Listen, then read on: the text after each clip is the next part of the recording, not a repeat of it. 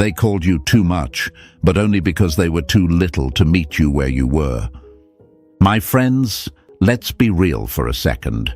People love to call you too much when they can't handle your depth. They say you're too emotional, too intense, too expressive, because it's easier for them to label your light as a problem than admit their own eyes were never ready for that brightness. They wanted comfort, not connection. And when you gave them something real, it scared the numbness out of them. Hey folks, imagine this. You're a bonfire in the middle of winter, radiant, warm, alive. But the person standing next to you, they've been living in the cold for so long they've mistaken frostbite for comfort. So when they get close to your flame, it doesn't just warm them, it exposes the numbness they've been carrying. And instead of learning how to thaw, they run. They call your fire too hot, your energy too much, and your care overbearing. But the truth? They weren't built for that level of warmth. You see, in this world, being too much just means you were never meant for people who run from realness.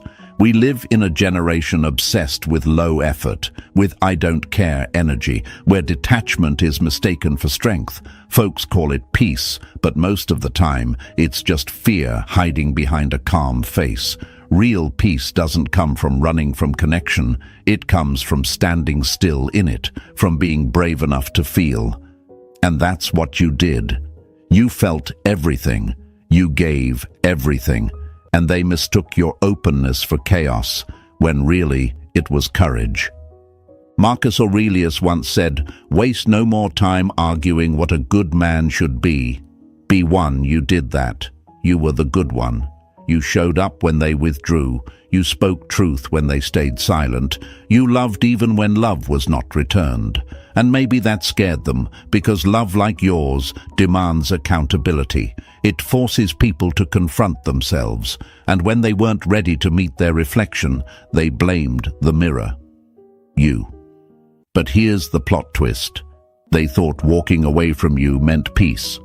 What they didn't know is that silence has a way of speaking louder than words ever could. And now, in that silence, they're hearing everything you once tried to say. Every ignored message, every unappreciated moment, every quiet act of love they brushed off like it meant nothing. My friend, you weren't too emotional. You were emotionally fluent in a world where people can barely speak their truth. You weren't too intense. You were passionate in a world that glorifies numbness.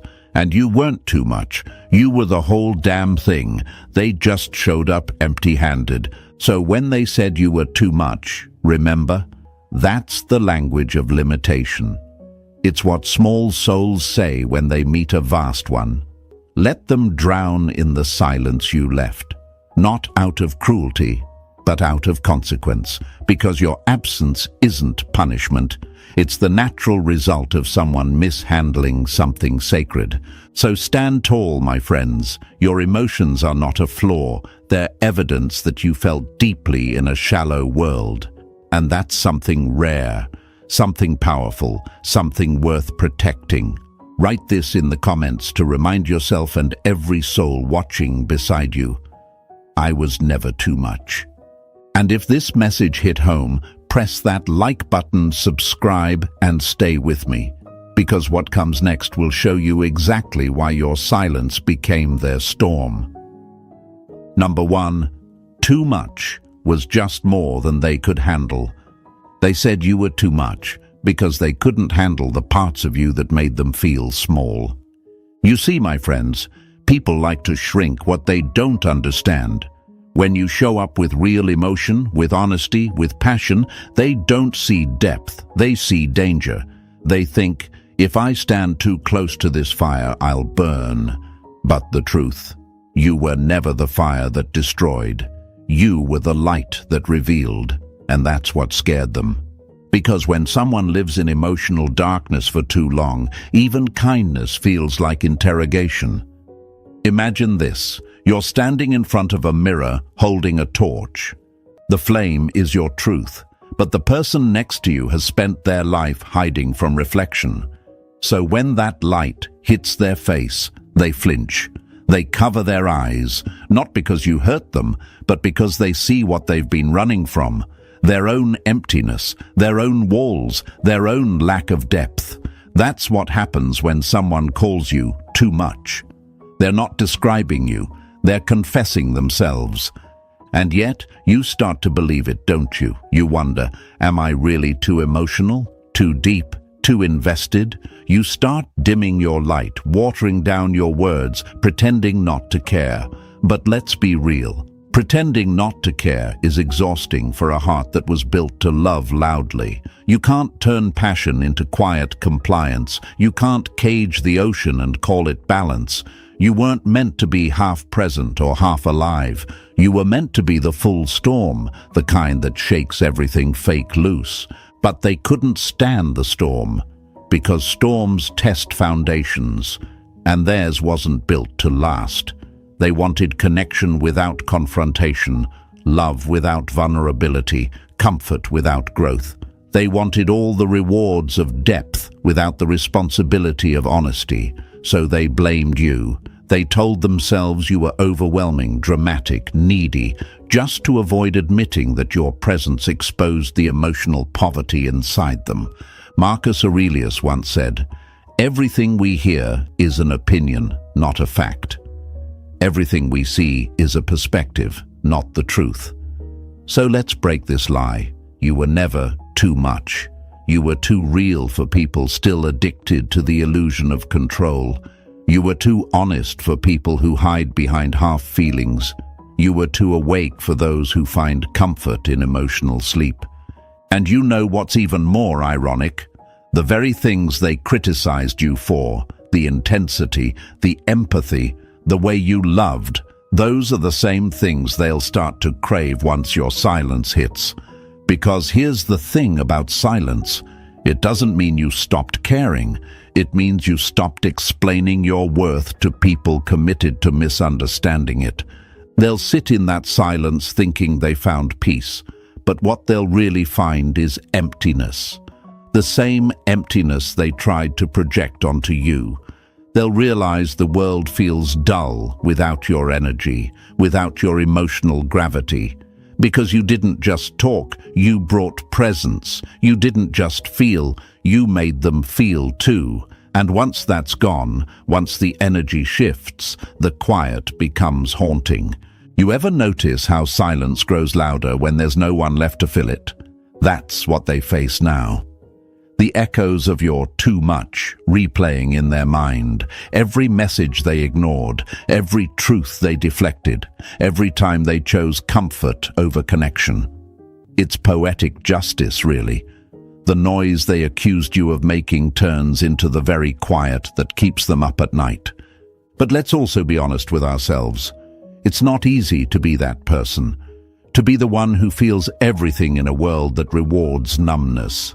It's heavy, it's lonely, it's confusing. You wonder why you care so deeply when others treat caring like a weakness. You question your worth because they made you think emotional clarity was unstable. But my friend, emotional depth is not a curse. It's your superpower. The world tries to shame people who feel deeply because it's easier to live on autopilot. But the ones who feel everything, they're the ones who truly live. So rise from that guilt. Stop apologizing for being real in a world that runs on performance. The problem was never that you were too much. It's that they were too comfortable being less. You were built for connection, not confusion. For love that breathes, not love that hides. And maybe they couldn't handle that, but that's not your burden to carry anymore. Write this in the comments right now if this hits your soul. My depth is my power. Show them, show yourself, show the world around you that being too much only feels wrong when you're surrounded by people who've settled for barely enough.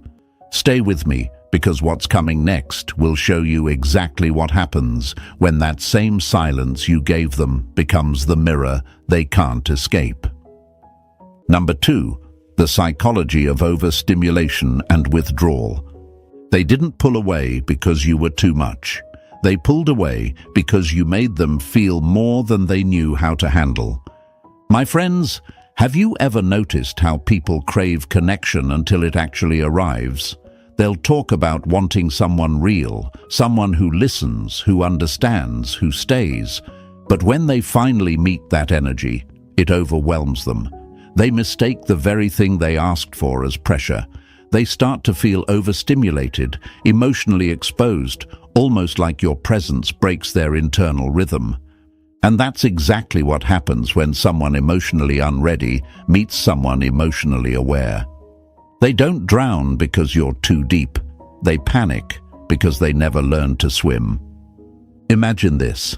You walk into a quiet room after years of noise. At first, the silence feels strange, even uncomfortable. But soon, you start hearing things you never noticed before. The sound of your own breathing, your own thoughts, the truth sitting quietly in the corner. That's what being around your energy felt like for them. You didn't just bring love, you brought awareness.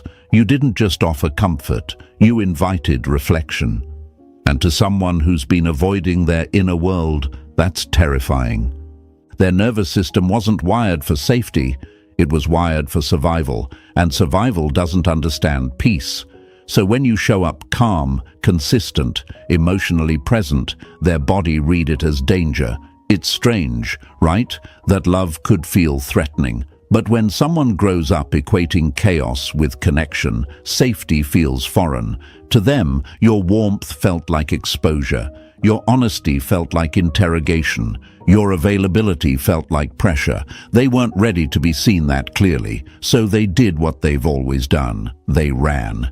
You see, folks, people who haven't done the inner work often confuse stimulation for chemistry. They confuse avoidance for independence. They chase excitement because excitement distracts them from what's underneath, the quiet ache of unhealed wounds. So when you offered stability, when you offered emotional depth, it didn't match their template of love. They didn't know what to do with something that didn't hurt. That's why they called you intense, or said they needed space, or claimed they weren't ready. Because truthfully, they weren't ready to meet themselves through you. Epictetus once said, "It's not what happens to you, but how you react to it that matters." And their reaction to you was never really about you. It was about what your presence triggered inside of them. Your consistency reminded them of every moment they were abandoned.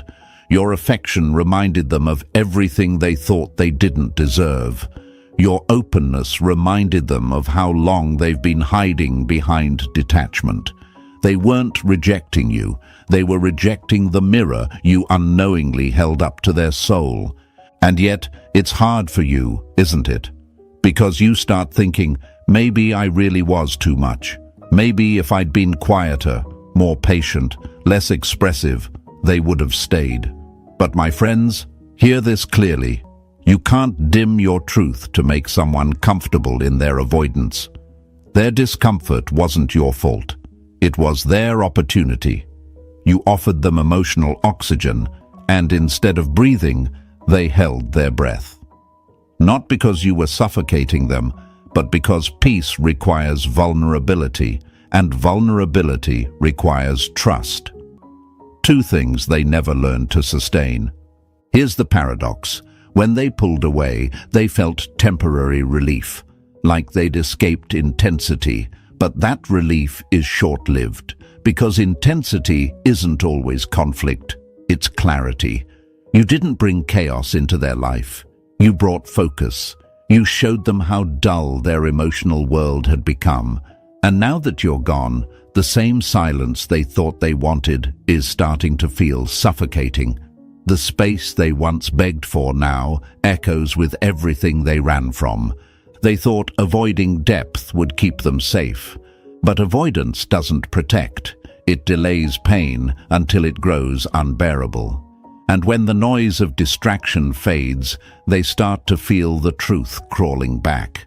They remember your energy, not just the words you said, but the way you made them feel grounded. They start to miss that strange calm that used to make them uncomfortable. They start to long for the connection they once mislabeled as intensity. That's the irony of the avoidant mind. They crave what they fear and fear what they crave. But let's talk about you, the one who feels everything. You tried to meet them halfway, didn't you? You tried to soften, to be patient, to understand their silence. But you can't build connection alone.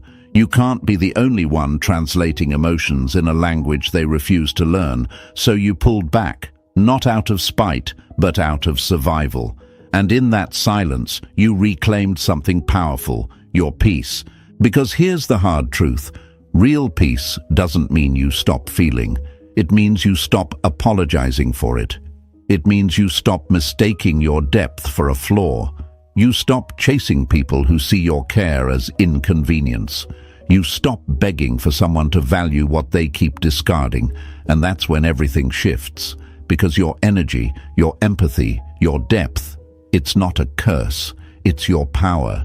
You were never too much. You were emotionally alive in a world that rewards emotional deadness. You were the reminder that love doesn't have to be cold, to be calm, or distant to be safe.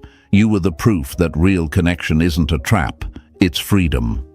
And maybe they couldn't handle that truth then, but silence has a strange way of teaching the lessons that words never could.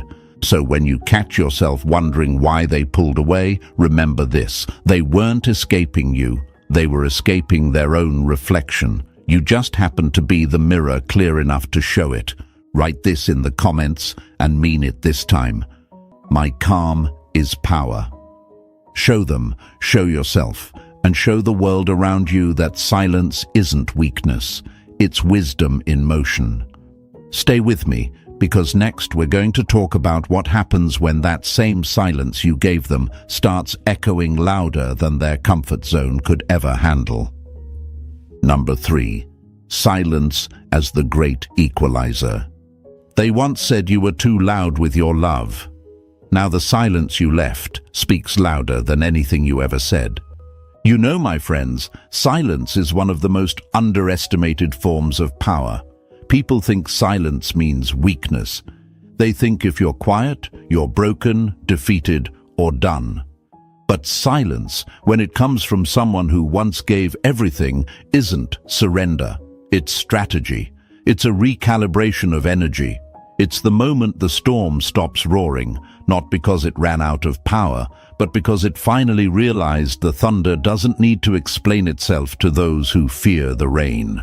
When you stopped reaching out, when you stopped explaining yourself, when you stopped defending your emotions, something shifted. They felt it. They might not admit it, but deep down, they felt the air change. You know that kind of silence that lingers, that gets under your skin and starts to whisper the truth you tried to avoid hearing. That's what your silence became for them. It wasn't emptiness. It was a mirror that reflected everything they refused to see when you were still speaking. See, while you were giving, they were comfortable. Your messages, your efforts, your compassion, they were all cushions, safety nets, the background music to their chaos. They didn't have to think about losing you because your energy was always there, steady, loyal, waiting. But the moment you went quiet, the background went dead. The music stopped, and suddenly they realized they were standing alone in the noise of their own mind. That's what silence does. It equalizes power. It forces reflection. It exposes imbalance. When one person is always giving and the other is always taking, silence restores gravity. It reminds them that your voice wasn't just noise. It was their comfort. Your attention wasn't just affection. It was structure. Without it, their emotional architecture starts to crumble. Imagine it like this: a room once filled with light, laughter, warmth, and then, one day, all the lights go out. The person who once complained the room was too bright suddenly can't see. They bump into walls. They reach for familiar things that aren't there anymore. That's what they're going through now. Your silence is the darkness that exposes their dependency. It reveals just how much of their peace was borrowed from your presence. And that's the part they never saw coming. They thought distance would give them control. They thought silence would protect them. But silence doesn't belong to the one who runs. It belongs to the one who chooses it. You didn't disappear because you lost interest. You disappeared because you outgrew chaos disguised as connection. And now they're left alone with the very thing they feared most, their own mind. The thoughts they drowned out with distraction, the guilt they buried under pride, the regret that creeps in when there's no one left to blame. That's the paradox of the avoidant heart. They crave freedom but hate loneliness. They want peace but fear stillness. They seek love but resist vulnerability. And your silence made them face all three at once. They'll start replaying moments in their head, the last conversation, the tone in your voice, the look in your eyes before you finally walked away. They'll scroll through your messages, not to reply, but to feel something. Because your words, your warmth, your energy, they linger. They don't vanish when you go silent. They echo, they haunt. And the longer your silence lasts, the louder those echoes get. Let's be real, folks.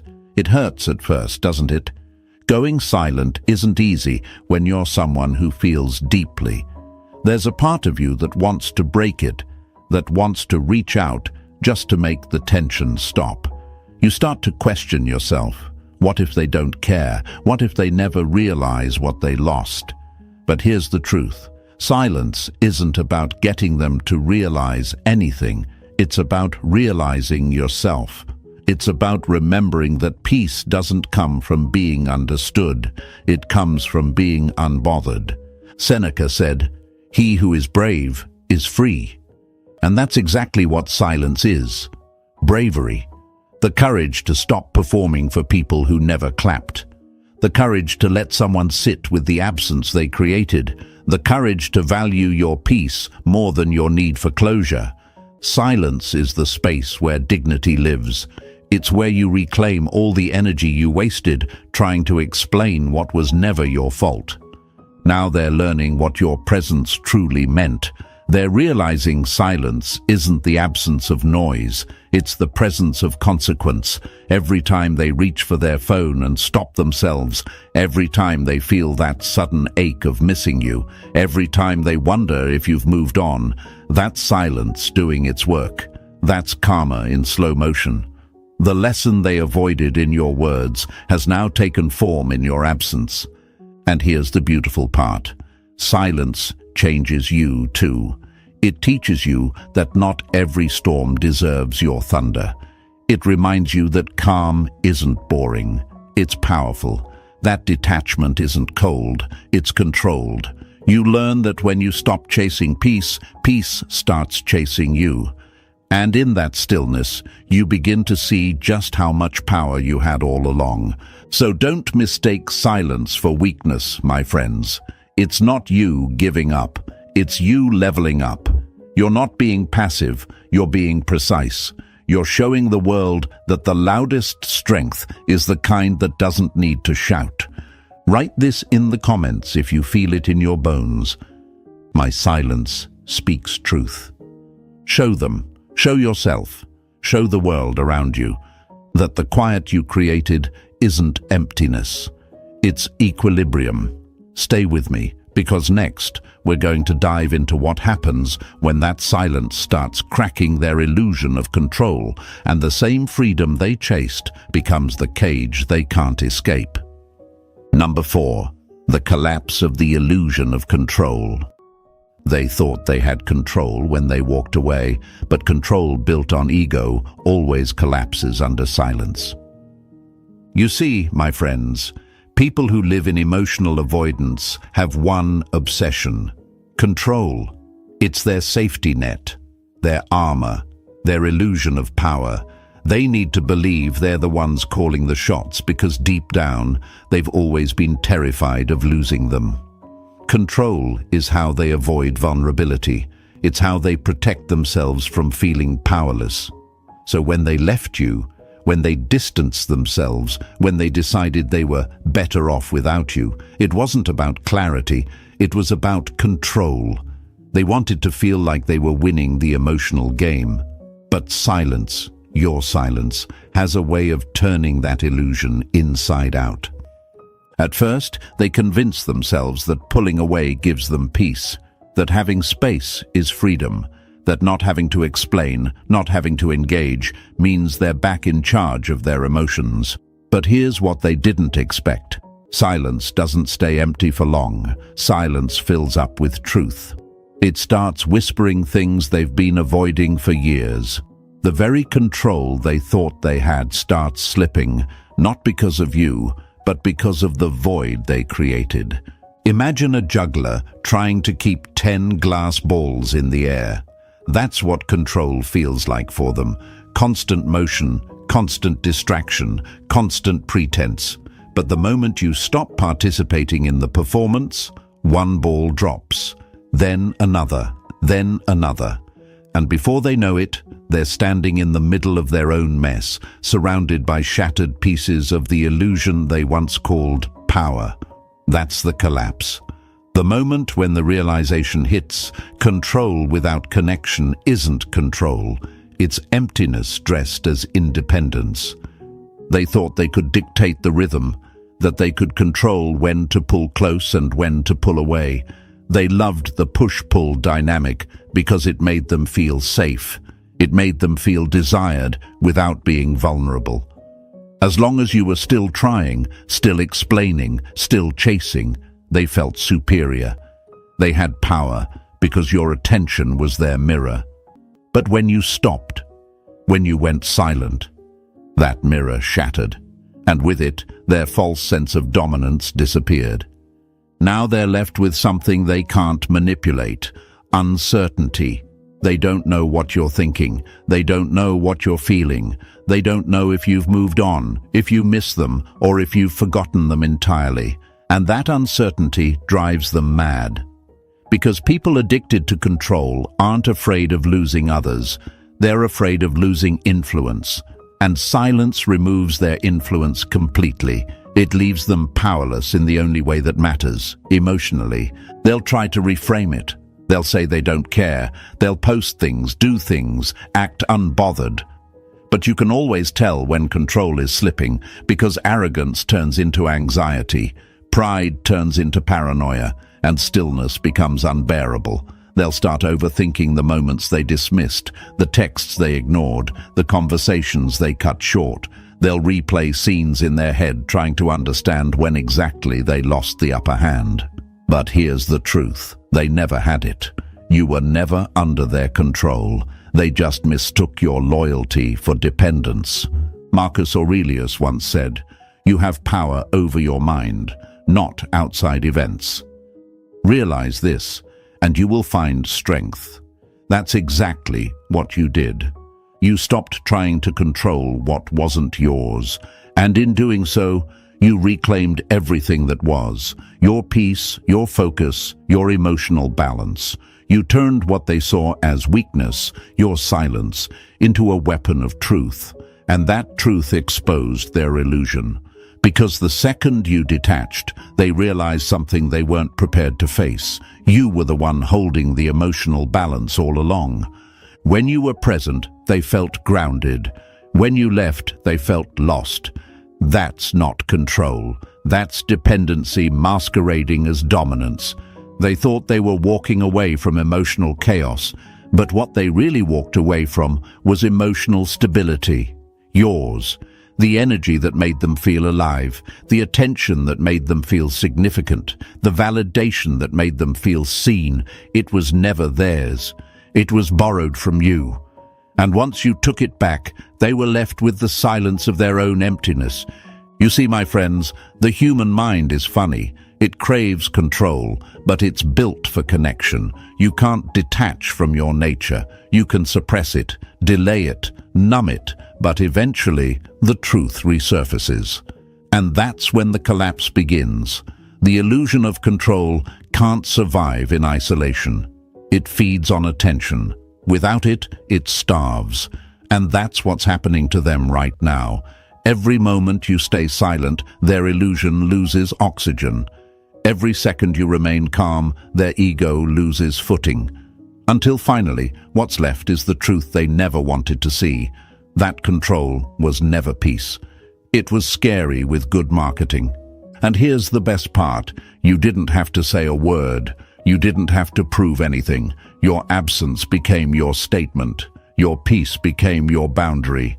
And your silence became their teacher. Because when someone's world depends on controlling another, your withdrawal doesn't just confuse them, it unravels them. So if you've ever doubted whether walking away was the right choice, let me make it simple. You didn't walk away to win, you walked away to heal. And in doing so, you allowed the illusion to collapse under its own weight. Because real power doesn't come from control, it comes from clarity. Write this in the comments, my friends. My silence broke their control. Show them, show yourself, show the world around you that when you stop reacting, you start ruling. Stay with me, because next, we'll talk about what happens after that illusion collapses, when the silence you left behind starts whispering regret in the very ears that once ignored your truth. Number 5. When regret starts whispering. Regret doesn't always arrive with tears and confessions. Sometimes it slips in quietly, disguised as insomnia, memories and questions that never stop echoing. You see, my friends, the moment regret begins to whisper, it's not loud, it's subtle. It creeps in during the quiet hours, when the distractions have faded, when no one's around to validate their version of events. That's when it happens. That's when they start to feel the weight of everything they threw away. They don't even call it regret at first. They'll say they're just thinking. They'll convince themselves they're only curious about how you're doing. But we both know what it is. It's regret trying to wear pride like a mask. In the beginning, they feel powerful. They feel relieved. They tell themselves walking away was the right decision. They even feel lighter for a while.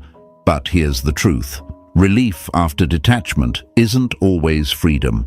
Sometimes it's shocking. It's the calm before realization. It's the silence before the storm. And when that silence stretches long enough, when it stops feeling peaceful and starts feeling hollow, the mind begins to wander back to what it abandoned. And that's where the whispers begin. They start remembering small things first. The way you used to say their name. The sound of your voice when you were calm. The way you noticed things others never did.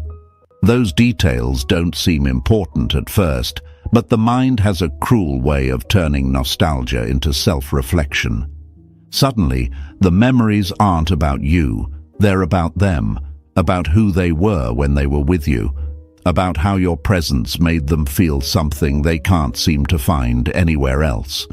And that's when confusion sets in, because regret isn't just missing you, it's realizing they lost themselves when they lost you. Picture this, folks. Imagine them scrolling through old messages one night. Not to reply, not to rekindle anything, just to feel something familiar. They read your words and realize how steady you were, how patient, how giving, and in that moment, they're faced with a truth they tried so hard to deny. You were not too much. They were too guarded. You were not clingy. They were disconnected. You were not dramatic. You were expressive. Every label they used to push you away starts to sound hollow in hindsight, because now, with distance, they can finally see what their defense mechanisms cost them: peace. That's how regret works. It doesn't slam into them all at once. It drips, slowly, like water finding cracks in stone. It wears down their certainty. It blurs the lines between confidence and carelessness. They start wondering, did I make a mistake? They start asking questions they once avoided. Were they really too much, or was I too afraid? Did I reject them, or did I reject the version of me that finally felt seen? And that's where the torment begins. Because regret is the emotional consequence of avoidance. It's the price you pay for mistaking fear for freedom. They didn't want to be vulnerable, so they built walls. But now, those same walls have turned into a prison. They can't feel what they used to. They can't connect the same way. Because every time someone new tries to get close, they compare it to you. They remember the way you made connection look effortless. They remember how your emotional honesty made their guardedness look small.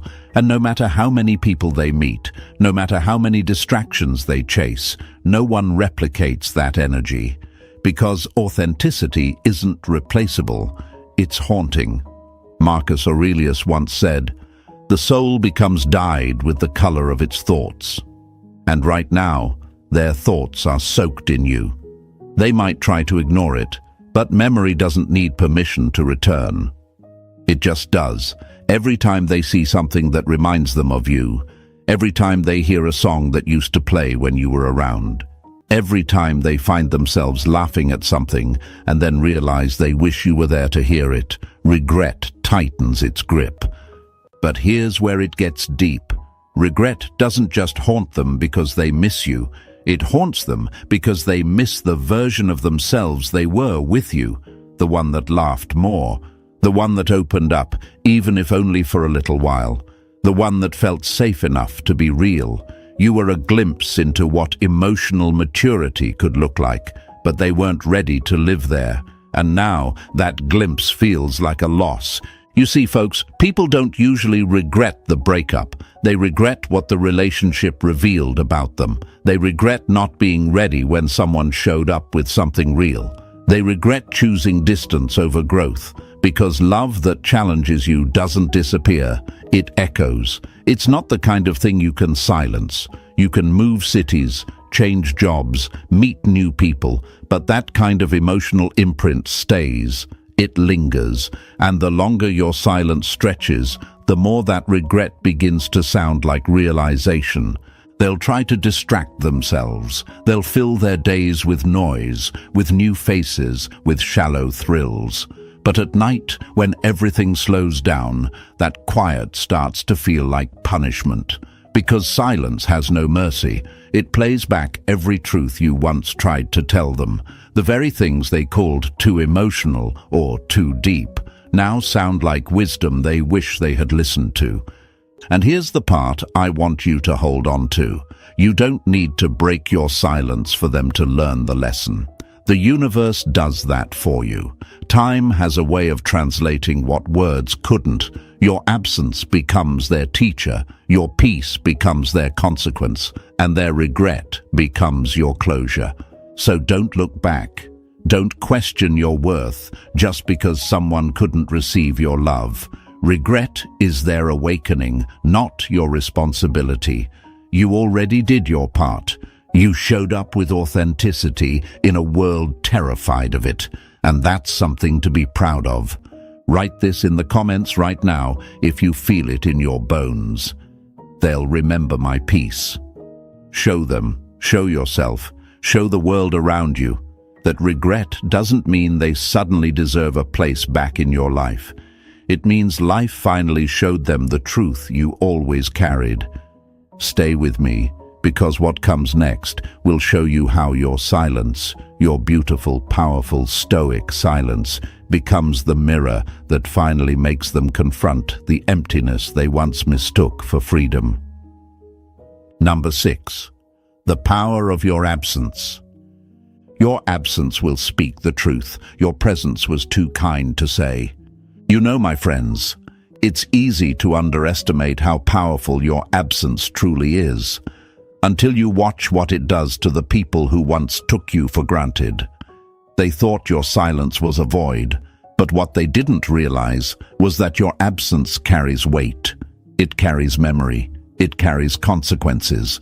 You see, when someone loses a presence like yours, they don't just lose a person. They lose a mirror, a rhythm, a source of grounding they didn't even know they depended on. At first, they won't admit it. They'll convince themselves they're fine. They'll fill the silence with noise, with distractions, with anything that numbs the ache of missing what they dismissed. They'll scroll, they'll post, they'll perform strength for an audience that isn't watching. But deep down, when the lights go off and the noise fades, the absence begins to whisper, not with words, but with feeling. Because absence doesn't beg to be noticed, it forces it. Imagine this: a house that used to be filled with music suddenly goes quiet. The same walls that once absorbed laughter now echo with emptiness. The same couch where you both once sat now feels too big, too cold. That's the kind of silence your absence creates. It's not just quiet, it's hollow. And in that hollow space, something starts to happen. Their emotional armor begins to crack, because your absence doesn't just remove you, it removes the illusion they built around you. When you were there, they could project, they could deflect, they could control the narrative, they could pretend they were fine because you were still accessible, still available, still within reach. But once you left, once you pulled back for real, all their emotional defense systems lost their target. There's no one left to blame, no one left to test, no one left to reassure them that they're still significant. And that's when the mirror appears. Your absence becomes that mirror, one that reflects every part of themselves they tried to avoid seeing. They see the emotional immaturity. They see the way they sabotaged stability. They see how they mistook your patience for permanence, because the truth is, your energy had become their emotional structure. You were the grounding cord that kept their chaos balanced. You were the warmth that made their coldness seem tolerable. You were the emotional translator that made their silence understandable. And now that you're gone, they have to face what life feels like without that balance. Seneca once said, "It is not that we have a short time to live, but that we waste much of it." That's what they're realizing now. They wasted time trying to protect themselves from feeling too much, and in doing so, they missed the rare chance to feel something real. Because love, real love, isn't something you protect yourself from. It's something you grow through. But they weren't ready to grow. They were only ready to control. And control dies the moment you stop feeding it attention. Your absence did what your presence couldn't. It made them listen.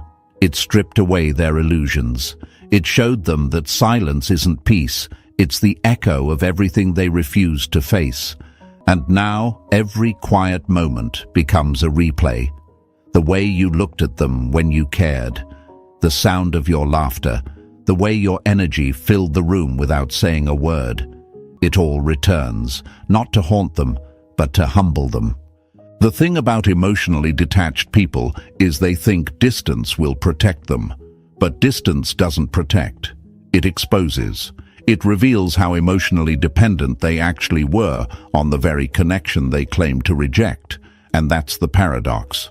They didn't realize that by leaving you, they'd end up losing themselves, because your energy was a mirror to their higher potential. You showed them who they could be if they stopped hiding. You made them feel safe enough to be seen. That's what they miss now. Not just you, but the version of themselves that only existed in your presence.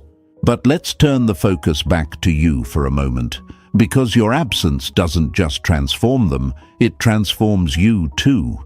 There's something deeply sacred about choosing silence after being misunderstood, about walking away without anger, about letting your absence say what words never could.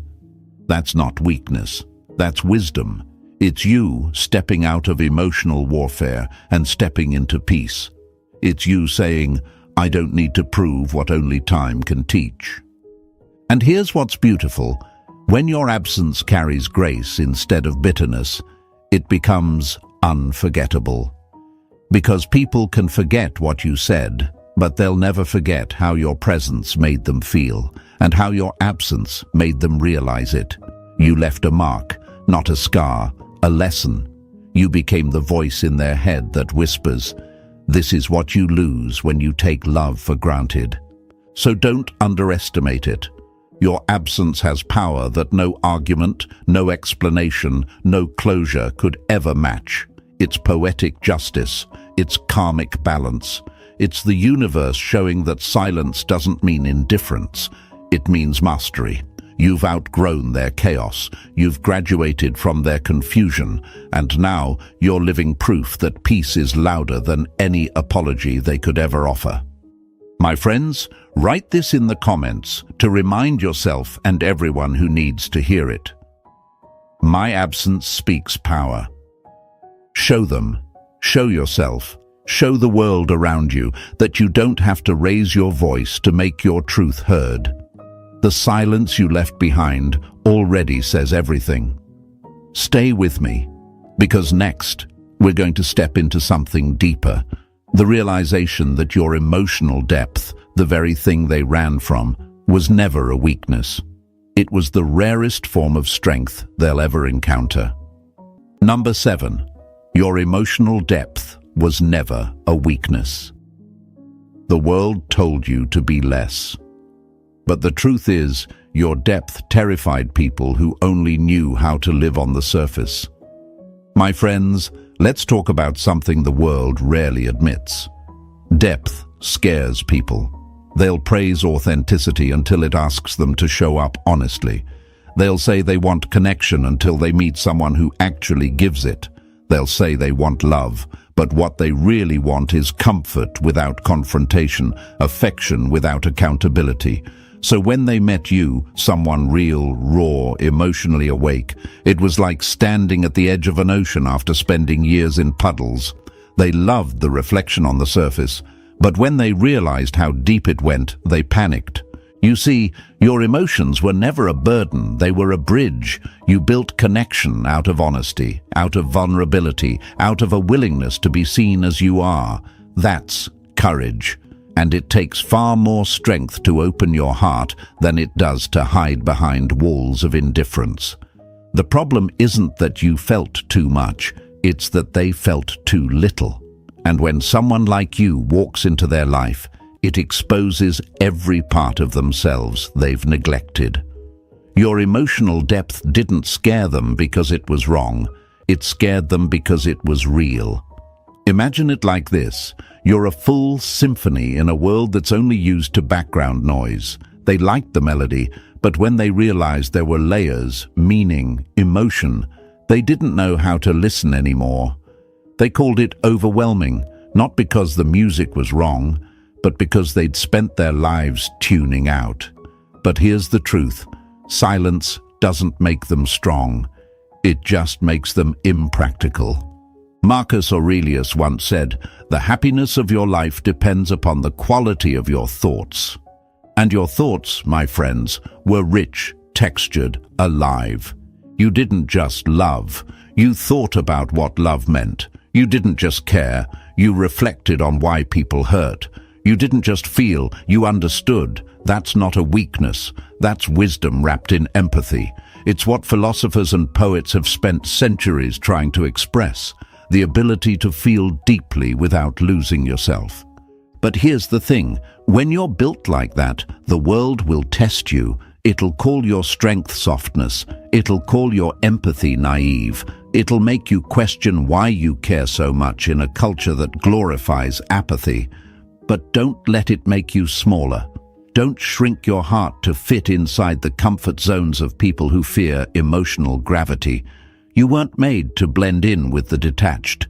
You were made to awaken them, to challenge them, to remind them that feeling deeply is not something to escape, it's something to honor. Because one day, those same people who told you you're too much will crave what you gave effortlessly. They'll chase it in others. They'll look for your emotional clarity in fragments, hoping someone else will bring what you once offered in abundance. But they won't find it, because you can't replace presence, you can't copy authenticity, you can't replicate energy that was rooted in truth. Your emotional depth becomes the yardstick they measure everyone else against, even if they'll never admit it out loud. Let's break one more lie before we close. Being emotionally deep doesn't make you broken. It makes you brave. You've walked through your own storms, faced your own fears, and still found the courage to love. That's strength most people can't comprehend. You've turned pain into perspective, rejection into redirection, silence into strength. You've learned that self-worth isn't found in who stays. It's found in how you heal when they leave. And here's what's poetic. Your silence didn't make you colder. It made you clearer. You no longer chase people who can't meet you halfway. You no longer explain feelings to those who've already decided not to understand them. You've become what Stoicism truly teaches. Calm doesn't mean you don't care. It means you've mastered where to place your care. So when they look back, and they will, they won't miss the version of you that begged to be seen. They'll miss the version that saw them, that understood them, that stayed when no one else did. And that's the kind of absence they'll never recover from. Because emotional depth, once experienced, becomes unforgettable. My friends, write this in the comments right now. My depth is divine. Show them, show yourself, show the world around you. That feeling deeply in an unfeeling world is not your downfall, it's your distinction. Because you weren't too much, you were too real. And if this message spoke to your soul, if you felt something stir in your chest as you listened, don't forget to press that like button, subscribe, and share this with someone who needs to remember their power. Stay grounded, stay graceful, and remember, your silence is still speaking, and the world is finally starting to listen.